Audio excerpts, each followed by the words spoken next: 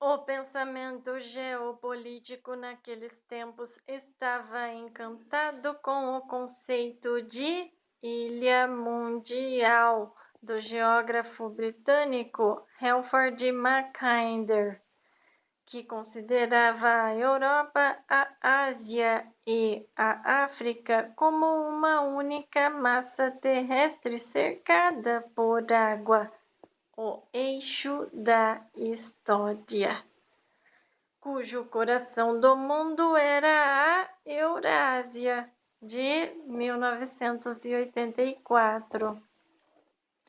Aquele que governa o coração do mundo comanda a ilha mundial, explicou Mackinder.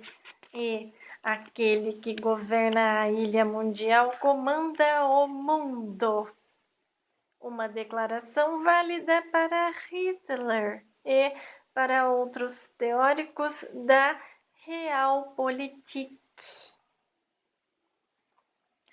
Um desses mackinderistas com conexões nos círculos de inteligência era James Burnham, um ex-trotskista americano que, por volta de 1942, havia publicado uma provocadora análise da crise mundial, conhecida então como a Revolução dos Gerentes, que Orwell discutiu mais tarde num extenso artigo de 1946.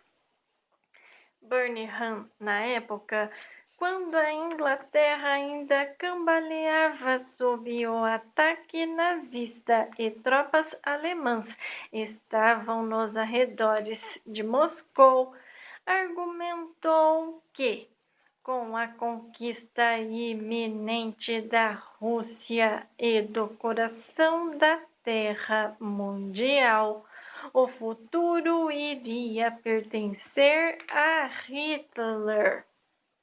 Mais tarde na guerra, quando servia a OSS e os nazistas caminhavam para a derrota, Burnham mudou de ideia numa longa reflexão posterior, o herdeiro de Lenin, no qual passara a argumentar que, a menos que os Estados Unidos fizessem algo a respeito, o futuro, na realidade, iria pertencer a Stalin e ao sistema soviético, e não a Hitler, no fim das contas. A essa altura, Orwell, que levara Burnham a sério, mas não de maneira acrítica, pode ter percebido que o pensamento do homem era algo leviano, muito embora alguns traços da geopolítica de Burnham possam ser encontrados no equilíbrio de poder do mundo tripartite de 1984, no qual o Japão vitorioso de Burnham torna-se a Eurásia. A Rússia faz as vezes de coração do mundo, controlando a massa terrestre da Eurásia. E a Aliança Anglo-Americana se transforma em Oceânia, que é o cenário de 1984. Esse agrupamento da Grã-Bretanha com os Estados Unidos num único bloco revelou-se uma profecia certeira ao prever a resistência da Grã-Bretanha à integração com a massa terrestre da Eurásia e também sua continuada subserviência aos interesses yankees. O dólar, por exemplo, é a unidade monetária da Oceânia. Londres ainda é reconhecível como a Londres do período de austeridade do pós-guerra. Desde o início, com seu frio e súbito mergulho no sinistro dia de abril, em que Winston Smith comete seu ato decisivo de desobediência, as texturas da vida distópica são incessantes. Os encanamentos defeituosos, os cigarros que perdem seu tabaco, a comida horrível. Embora isso talvez não exigisse um grande esforço de imaginação para alguém que vivenciara a escassez dos tempos de guerra. Profecia e prognóstico não são exatamente a mesma coisa. E, no caso de Orwell, confundir os dois não seria uma boa ideia, nem para o leitor, nem para o autor. Há um jogo que alguns críticos gostam de jogar, que proporciona talvez 1 minuto e meio de diversão, no qual se faz uma lista do que Orwell acertou e errou. Olhando à nossa volta neste momento, por exemplo, notamos a popularidade do uso de helicópteros como um recurso de imposição da lei, algo que nos é familiar pelas incontáveis séries policiais televisivas, elas próprias formas de controle social. E, nesse sentido, da própria ubiquidade da televisão. A teletela de dois lados guarda certa semelhança com as telas planas de plasma conectadas a sistemas a cabo interativos, que já existem em 2003. As notícias são o que o governo diz que são. A vigilância de cidadãos comuns entrou na rotina da atividade policial. Operações razoáveis de busca e apreensão constituem uma piada. E assim vai. Uau! O governo se transformou no grande irmão, do jeito que Orwell previu. Que coisa, hein?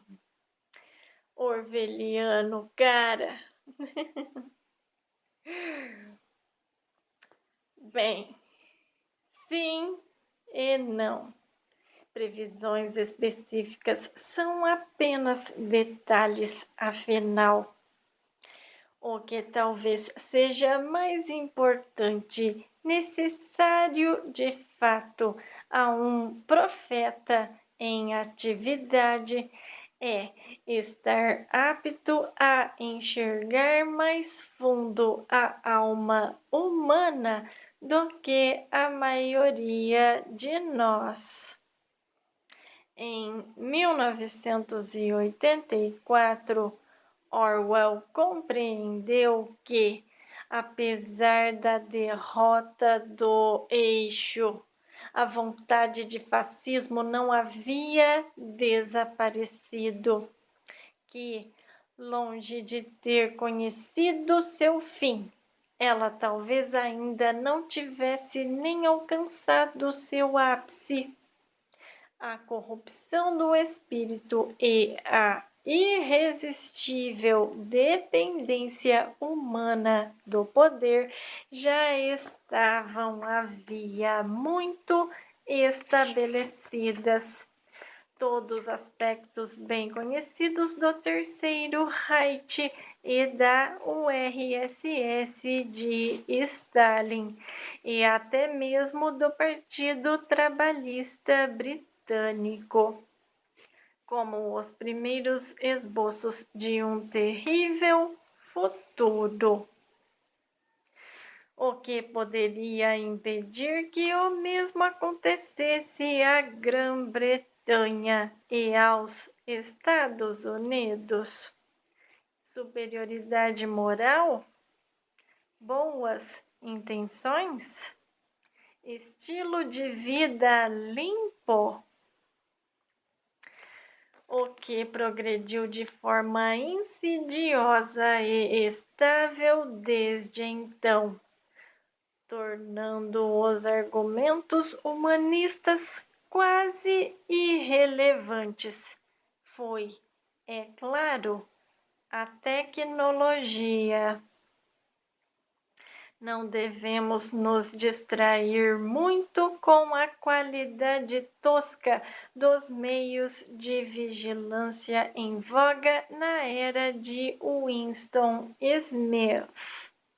Afinal, no nosso 1984, o chip de circuito integrado tinha menos de 10 anos de vida e era embaraçosamente primitivo se comparado às maravilhas da tecnologia de computadores por volta de 2003.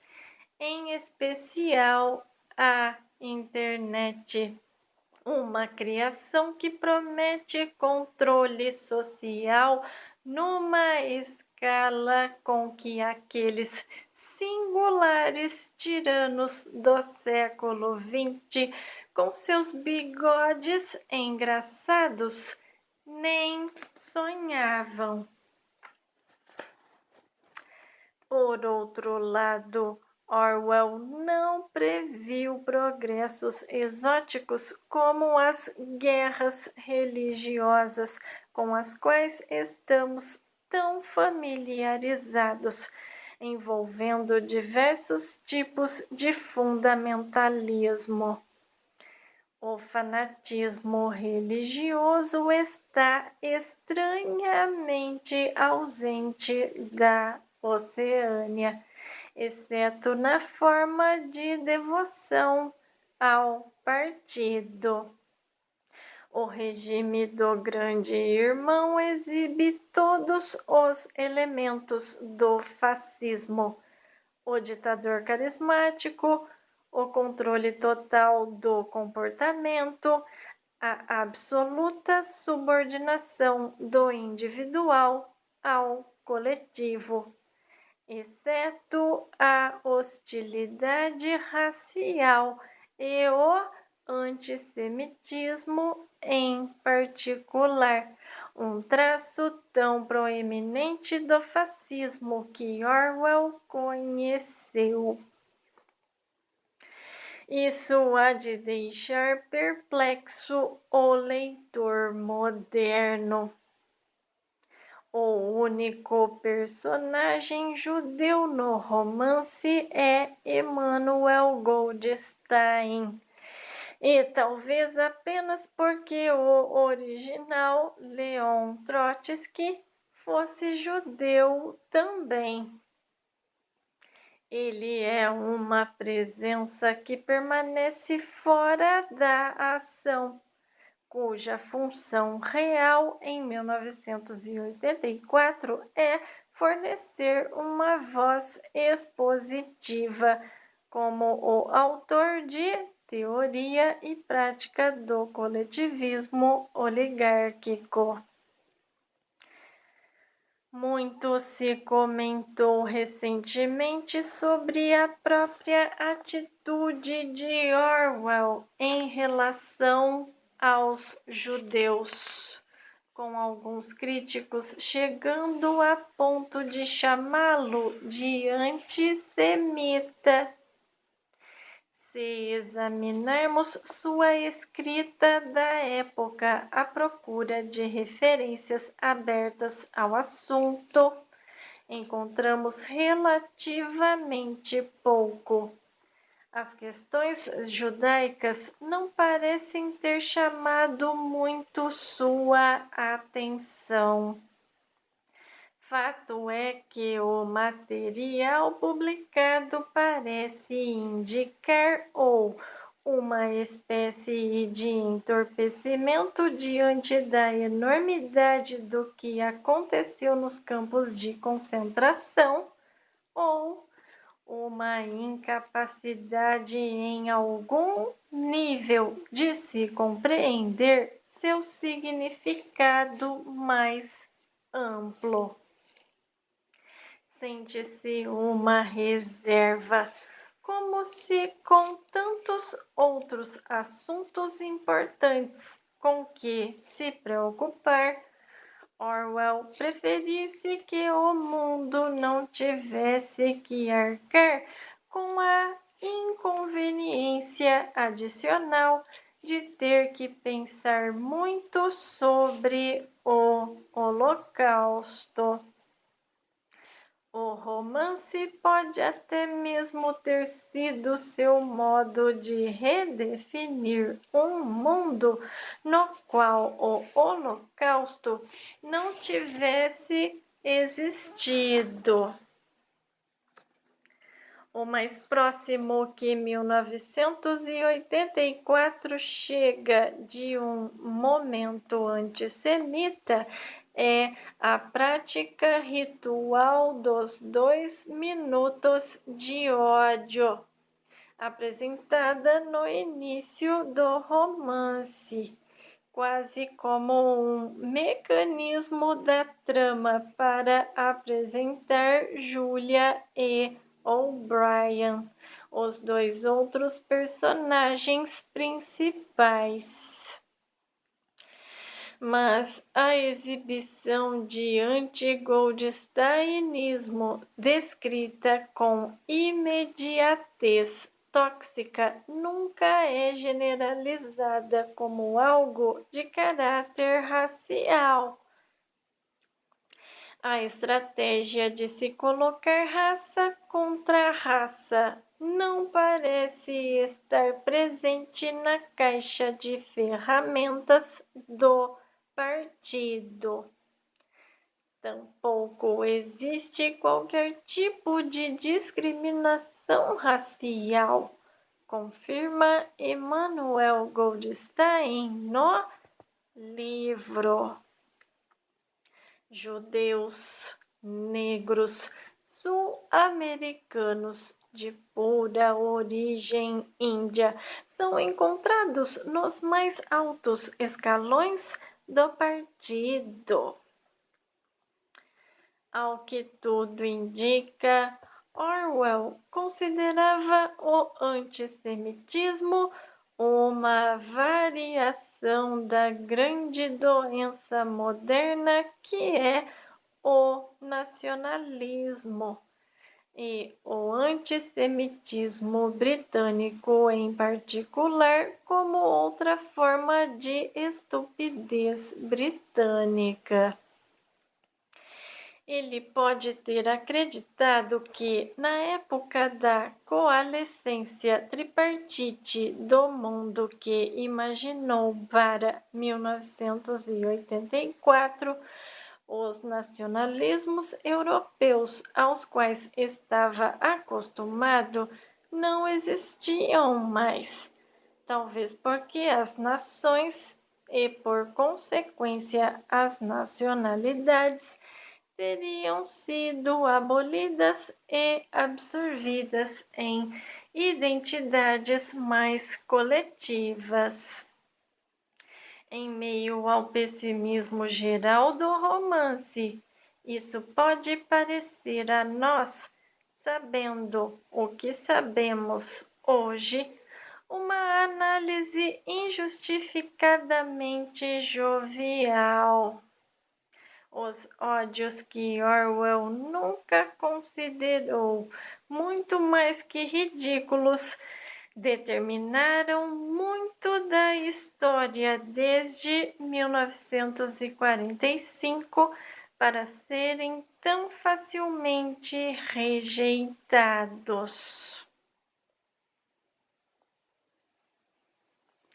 Além da presença inesperada da tolerância racial na Oceânia, a estrutura de classes também é um pouco atípica.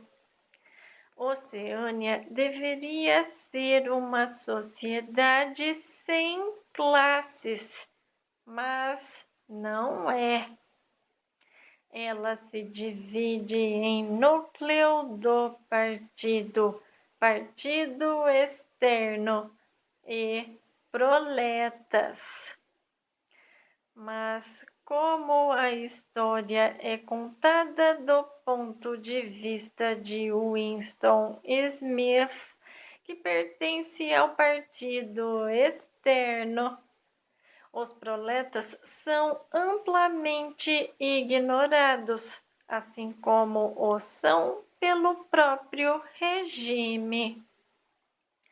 Apesar de sua admiração pelos proletas como uma força de salvação e de sua fé no triunfo final deles, Winston Smith não parece conhecer nenhum proleta. Seu único contato pessoal e indireto é com a senhora que canta do lado de fora da sala dos fundos do antiquário, que serve de refúgio amoroso para ele e Júlia. Fazia várias semanas que só se ouvia aquilo em Londres. Havia semanas. Era uma das inúmeras canções, todas muito parecidas, compostas para uso dos proletas por uma subseção do Departamento de Música. Pelos padrões poéticos do núcleo do partido, a canção era uma bobagem, uma porcaria intragável. Orwell, porém, cita a canção 3 vezes, quase palavra por palavra. Há algo mais acontecendo aqui? Não podemos ter certeza, mas gostamos de imaginar que Orwell, um compositor disfarçado que amava escrever versos melodiosos com uma cadência, também tenha criado uma melodia real para essa letra e que, enquanto escrevia 1984, andava por aí cantarolando e assobiando a melodia, talvez por dias a fio, levando os vizinhos à loucura. Seu próprio julgamento artístico não era o mesmo de Winston Smith, um burguês do fim da década de 1940 projetado no futuro. Orwell apreciava o que agora chamamos de cultura pop. Sua fidelidade, tanto em música quanto em política, pertencia ao povo. Numa